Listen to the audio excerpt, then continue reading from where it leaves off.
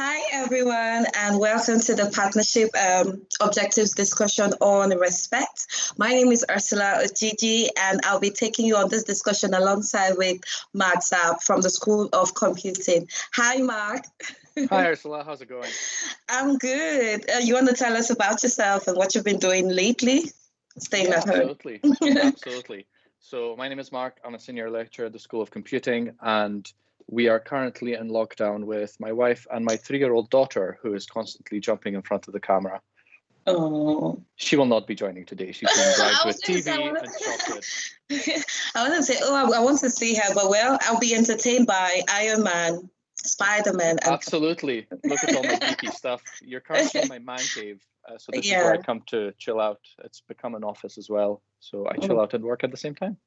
Yeah, good, great stuff. So, well, to this discussion, I know Emmanuel spoke about equality and Kieran spoke about tolerance, and these are values that, even thinking about them, you ask yourself, what does it actually mean to me? You're talking about all these things, and then you just realize, it means a lot because you go on with your daily activities and then, so I'm speaking on this respect. And I was asking myself, when I was like, I'm going to talk about it, like, what is respect? I keep singing this Aretha Franklin song. I was like, oh, yes, I got the best part. I was like, R-E-S-P-C-T, find out what it means to me. And then I asked myself the question, really, what does it actually mean to me? When I say, I love respect, I want to be respected. And I'm like, what does it mean to you, Ursula? And then I sat down and I was asking my colleague, I was like, wait, I need to search deeply and understand myself to know that. And then I was like, okay. Actually, for me, respect is somewhat having regards for what my opinion is and not forcing me to take on your opinion because you feel it is, but just having regards for what I say, okay, this is what I value. This is how I feel. Respecting that. And that's what respect to me is, because that shows that you have concern, that shows that you tolerate me, and that shows that you're allowing me to be an individual by myself without, fear of what you think or anything. So that really is what that means to me. And what do you think it means to you? That's actually a lovely definition. It made me smile that you sang the song, because my wife was doing that to me last night. So I was actually really happy to be asked to join you to discuss respect in particular, because I think it's such an important aspect in academia.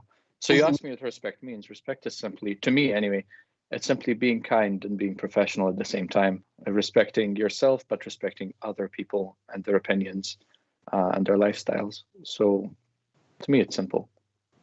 Yeah, you look at it, in everything that we do. Like, I like a bit of, kindness, and this is the Mental Health Week, and the theme is on kindness. And you see that just a little bit of kindness goes a long way, to anyone. You could just see someone sitting and probably, let's say, you're in class and then your pen just finishes and you're like, what can I do? You could be worried, and then you give that. That's an act of kindness, and that even makes the person even feel good around you. And then, with this partnership objectives, we're looking at it. We're wondering, okay, we have a good number of people from different cultures, and I keep saying it. RGU is blessed to have that.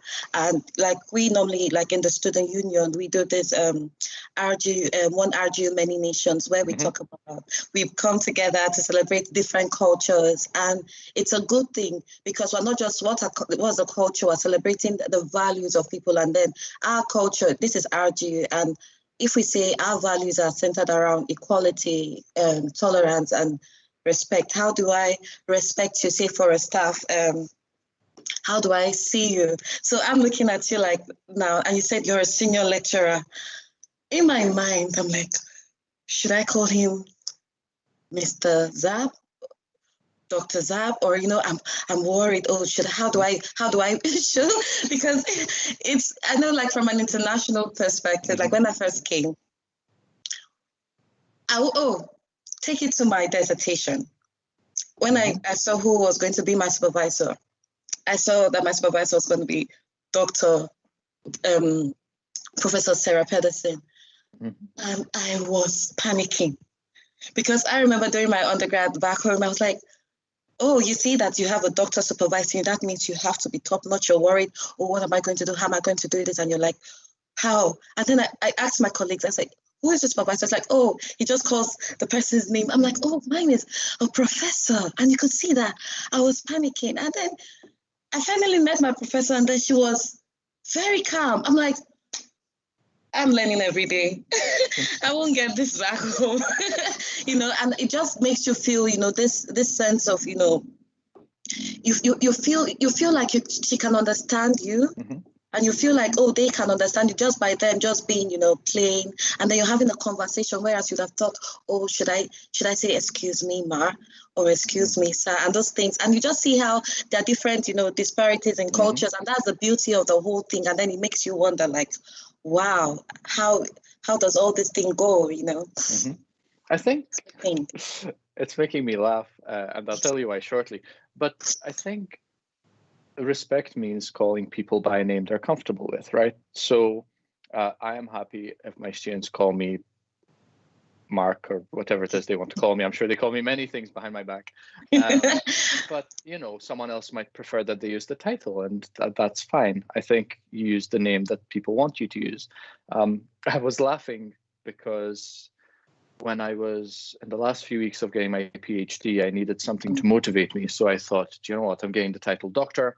I'm going to use it all the time. I'm going to be Dr. Zarb. It's going to be great. And I used the title for exactly maybe 3 minutes after I got the PhD. And then I just stopped. I found it so embarrassing every time someone said doctor something. My name is Mark. Call me Mark.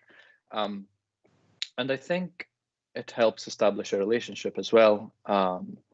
I work a lot with undergraduates. I work a lot with, schools and with first-year students. And I think facing them and saying, my name is Dr. So-and-so, just like you said earlier, makes you that bit further away from the person they feel comfortable speaking to. Mark is easier to speak to, right? And we're all people, yeah. I'm sure if I had heard, oh, Dr. Zarb, I'm beginning to think, oh, Dr. Zarb, how am I going to address Dr. Zarb in a way that, but, he's like, oh, you could speak to Mark Zarb. I'm like, okay, I could do that. Just Mark. It's easy. Yeah. We're all friendly. But, on the topic of respect, I guess when you think of RGU, there's two categories of people, really. There's students and there's staff. So when you think of respect, it's about respecting people within your group. So if you're a student, respecting students. It's about respecting the other side, so respecting staff, but also about respecting yourself. I think there's those three facets of respect that we might want to talk about. So how do you respect yourself? How do you respect students? How do you respect staff? Like for me, I think it's just like they say, the way you address yourself dress is the way you'll be addressed. And it still centers under love and kindness. Say you treat people the way you want to be treated. Absolutely. So for instance, now I'm a Christian. I believe in God. And there's someone that is a Muslim. I shouldn't see myself higher than that person because they have something they believe in. And once you begin to see yourself like, oh, I think,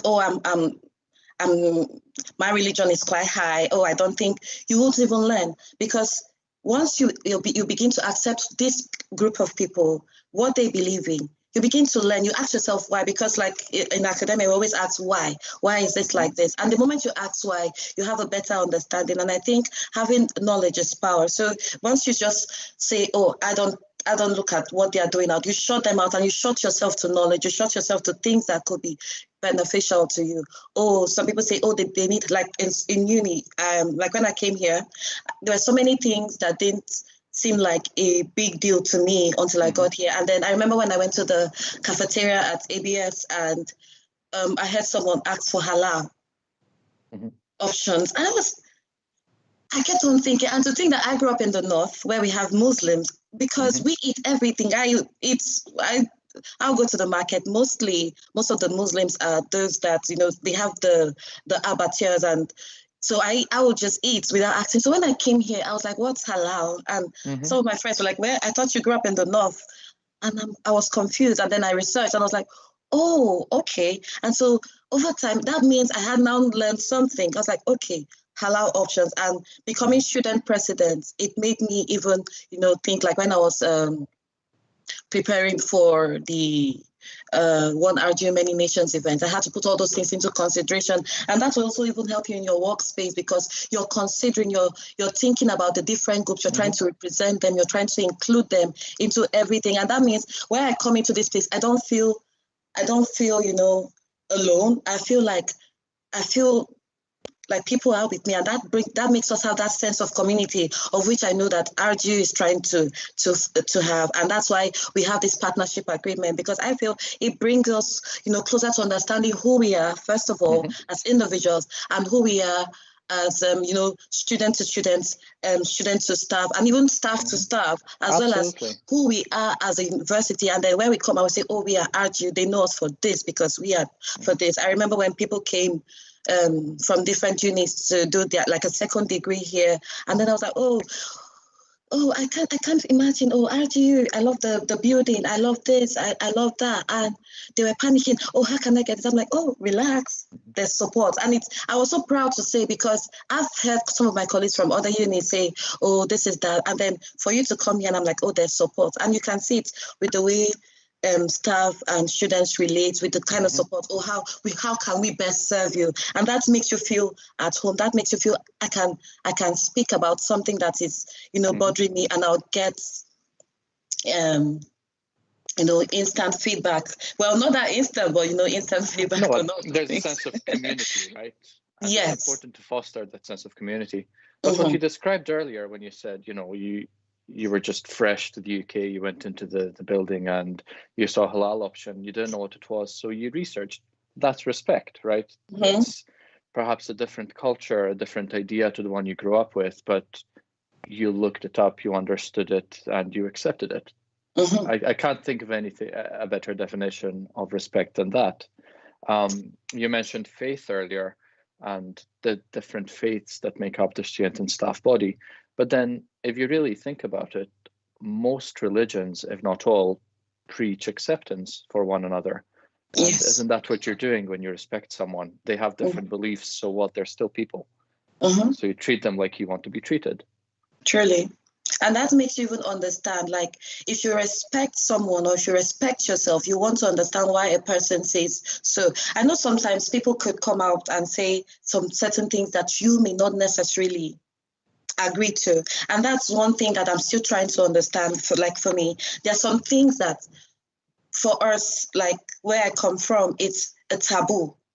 And then that this is downright where you're from, bad. And then you come here, it's a way of life. You don't know what you're confused. You're seeing what's okay back home is a taboo. Here is the norm. How do you cope with that? I'll give you an instance where I was coming into uni, happy, seeing beautiful faces, different people. Oh my God! And then I kept seeing the rainbow. I love colorful stuff. I was like, oh, okay, what's going on? I felt like, okay, because I came late for my was the freshers fair, so I felt probably there was a celebration or something, or party had just missed. I was like, oh, I missed the party or something. And I saw people with, their ID card holders, the rainbow. I saw flags. But you know what? The excitement became a question. Why do people have rainbow tags? Why are people having rainbow flags? I didn't have an idea. And then, and I realized that it's a community. It signifies something. And then when I now went into to find out, I realized it was LGBT, and that was where my confusion came in. That's what I was thinking. I guess I'll counter with a question to that. When you choose to study abroad, which is something I did 15 years ago, you choose to enter a new culture, right? Yeah. And I think by making that choice, you're choosing to learn about that culture, and you understand that you might be challenged by the culture as well.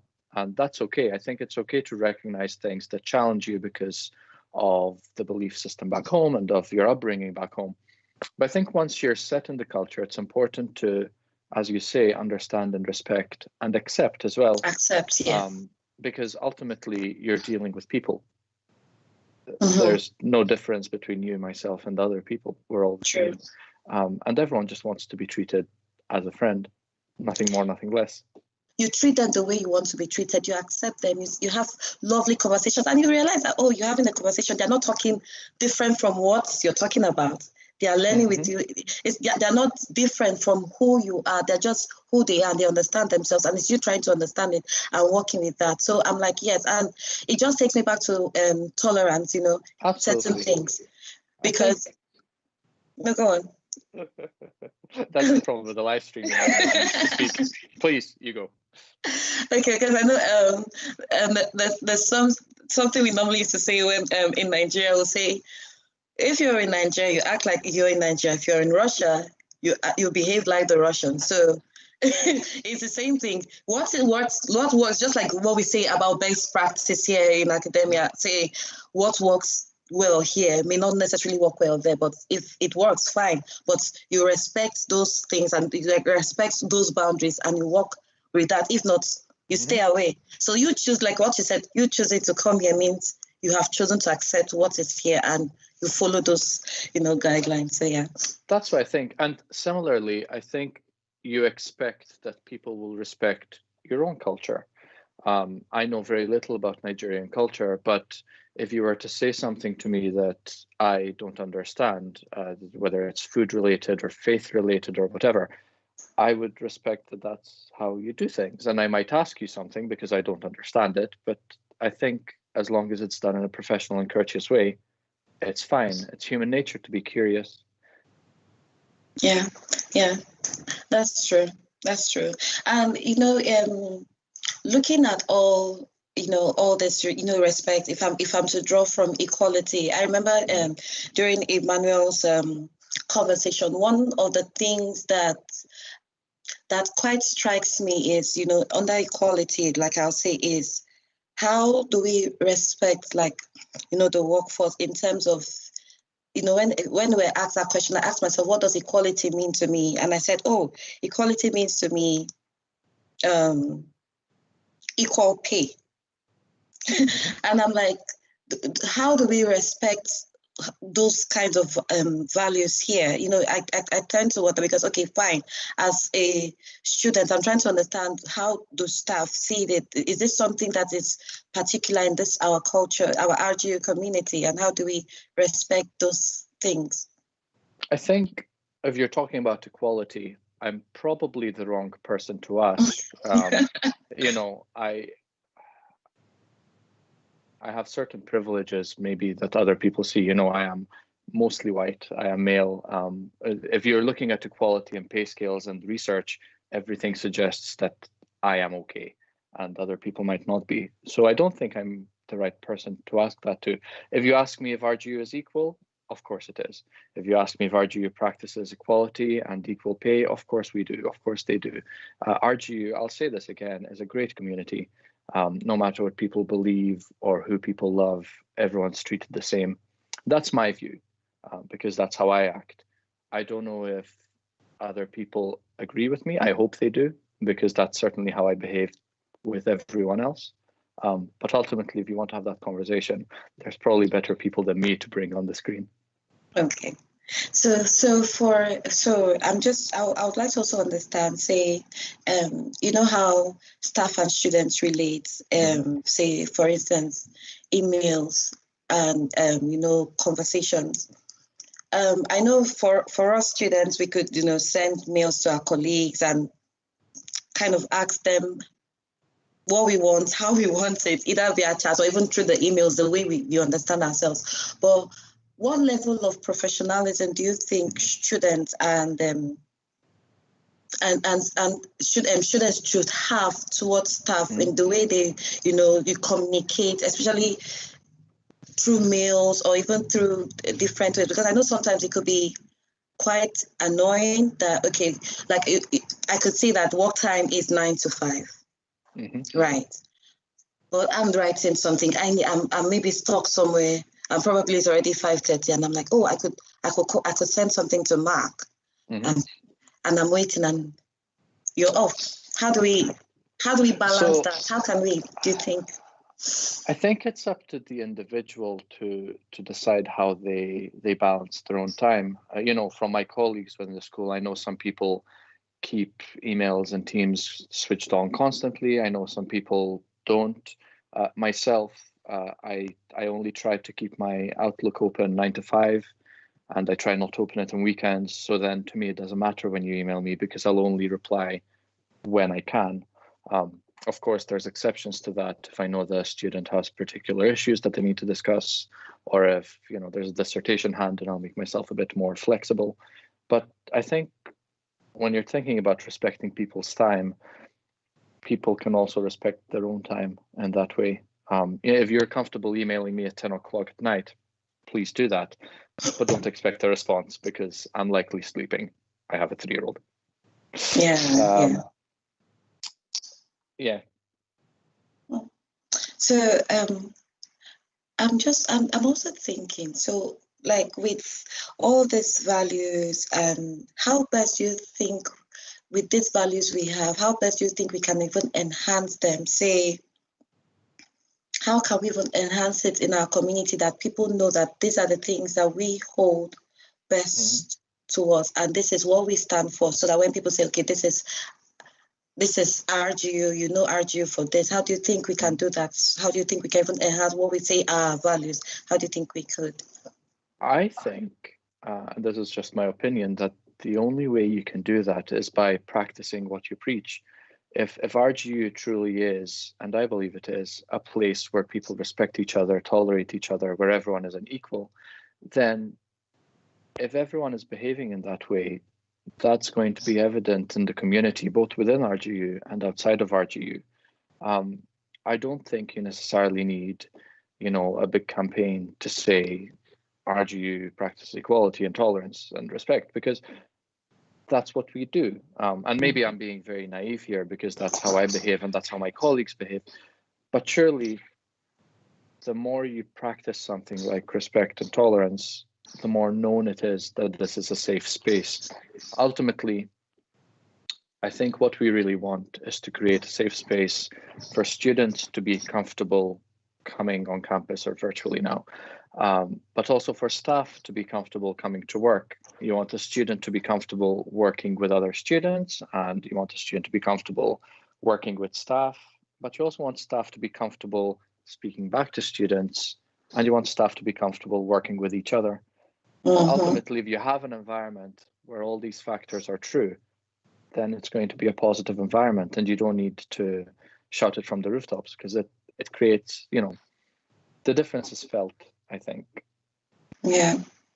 I quite like what we're doing, especially with this partnership agreement. All these values help us bring things like being inclusive, like accepting the diverse cultures and putting it in one pot and coming out as one voice. And I know even as student president, that is one thing I've been able to understand. Say you and your team, you come out and you speak with one voice, not that this person believes something and then this other person believes the other thing. And then once you come out, it's different voices and you're like, oh, they're not serious. But we coming out together as one voice and say, oh, this is what we believe in. And everybody understands actively what we believe in. And that is exactly what this, partnership objective is, and that's why we're looking at all this. And I'm very pleased with these conversations that we've had from the equality and tolerance and respect. And I wouldn't mind over the coming years I would like to see what other values that come up. It could be certain things of how authentic we can be and how we deliver our services to our students, and because even our students are like our brand. Me being an alumni of RGU, when I come out and then they're like, she's very respectful, she knows how to. It's because these values have been ingrained in me and I've been practicing it, and then that'll make me feel. I mean, the more we do these things, the more it becomes known organically, right? That RGU is a place where the graduates of RGU and the staff body of RGU embody these values. And I think it's so important to do conversations like this as well, because we get to, fine tune maybe these things and see things from each other's perspective. We spoke a lot about students respecting staff, and you've asked me a lot of really good questions about that, but we've not spoken about staff respecting students. Yeah. So you've asked me a lot about how students should address staff. But how do you think we should address students? So, I have a class with 165 people. I am terrible with faces and names, so I never am able to learn everyone's names. But then if I have a student who's coming to me with issues, I make it a point to use their name, because I think there's so much power in someone's name. And when you use that, you create more of a relationship between yourselves, and maybe help that person feel at ease. What's your thought? When you interact with staff, what are you looking for? When you're interacting with staff on personal matters, perhaps, or even on academic matters, how are you looking for us to respect you? So I'm looking at it this way. Say, I come to a staff. Before I even came there, I had so many thoughts. So if I'm coming to a staff, I want to be listened to and I want to be understood. So I might most times your disposition alone, I know staff go through a lot, maybe marking and some other things, but sometimes me just coming here and then I see your disposition, I'm like, oh, probably I'm not welcome. When you're having that approachable disposition, it makes me feel at ease, first of all, and then how are you able to listen to me? How are you able to understand what I'm trying to say? Are you listening to my opinions? Are you trying to give me your opinions or shut mine down? And you're looking at, because say for instance, we have RGU students who are very, very industrious, who are very creative. And I know we have the innovation hub, but maybe I've not yet I don't believe in myself enough to go there, but I feel like, students look at you like, oh, this person, just because of your disposition, they feel, oh, I can talk to you. And then maybe I talk to you and I'm like trying to tell you about what I feel. Maybe I have maybe something to work on to bring Iron Man back to life, and then and then you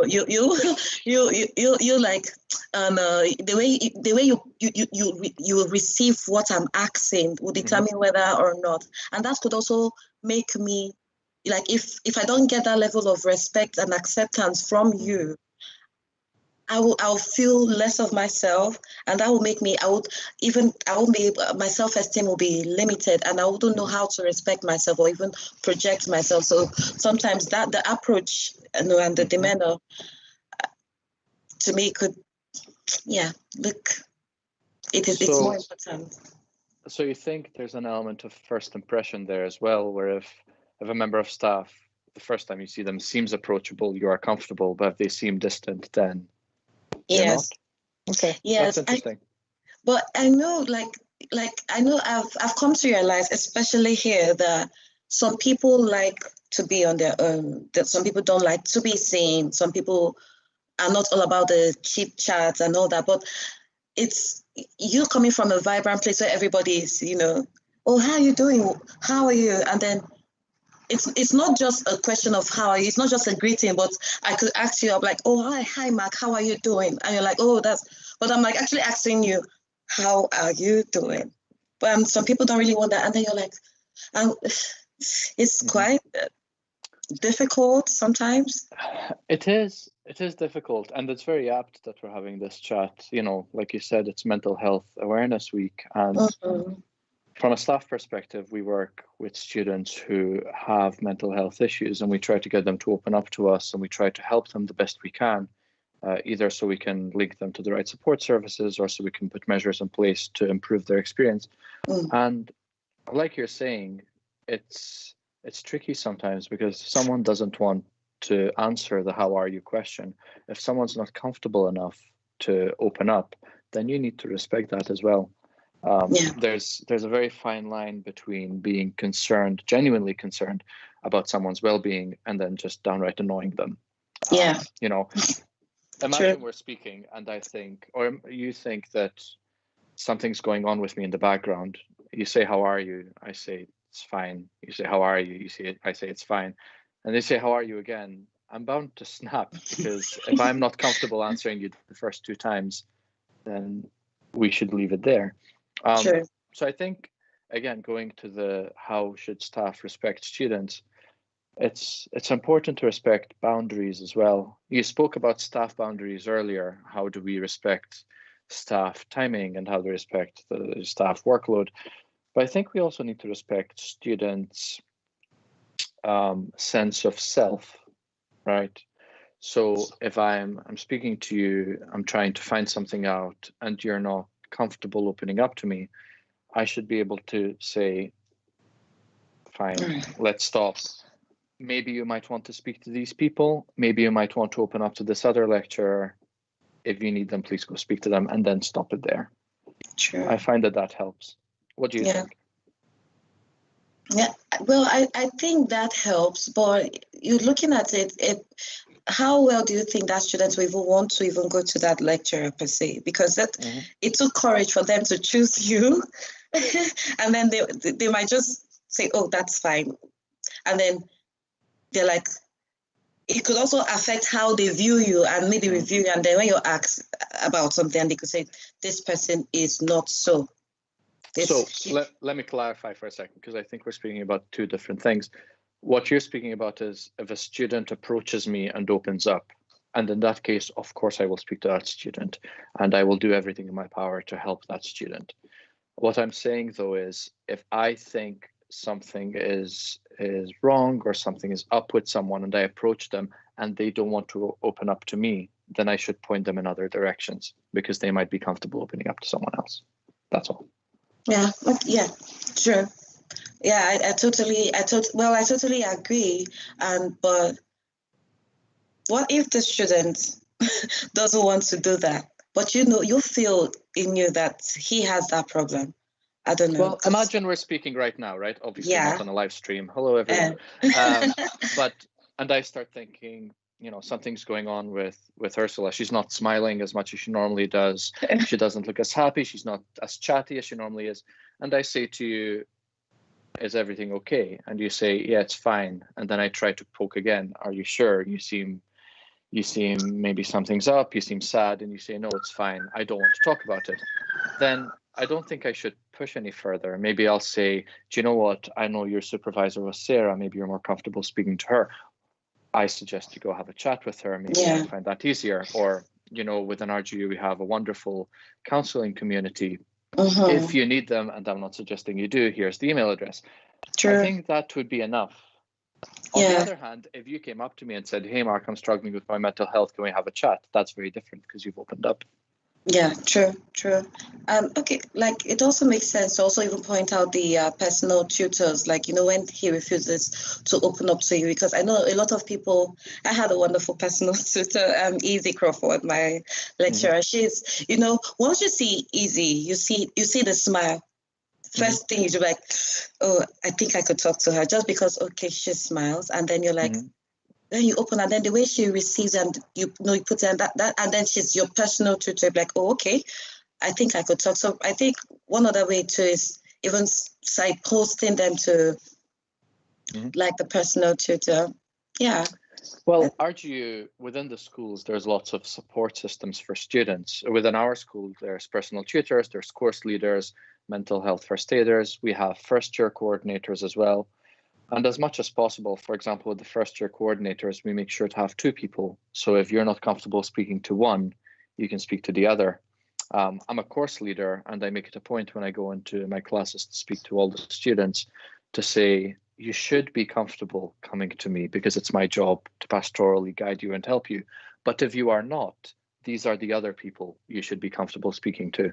And out of the however many staff members I highlight, hopefully you will find one person you are happy speaking to, because that's all you need, one person to open up to. Yeah, true.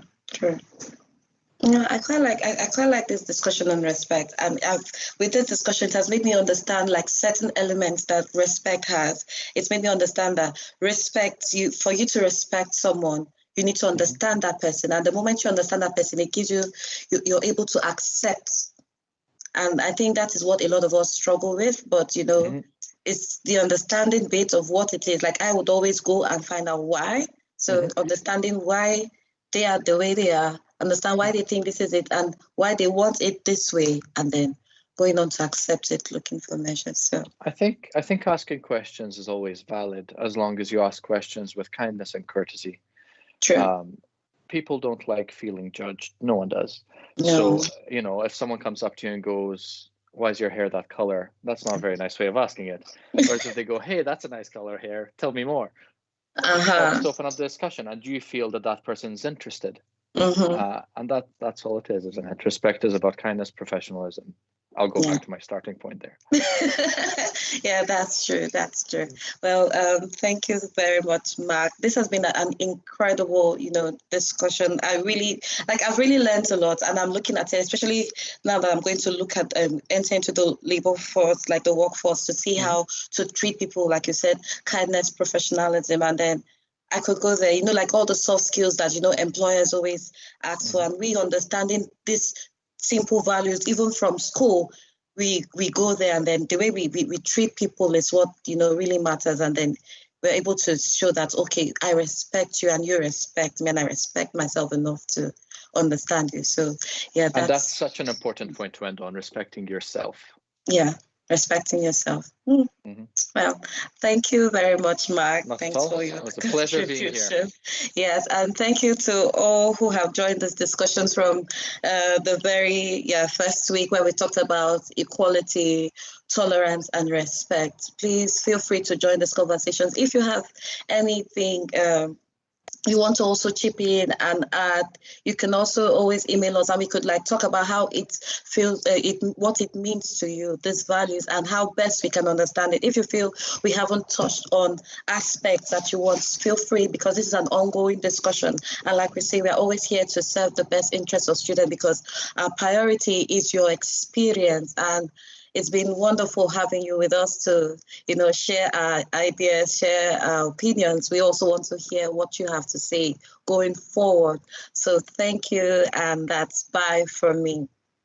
Yeah, thanks for having me. Bye, everyone. Bye. Enjoy yourself.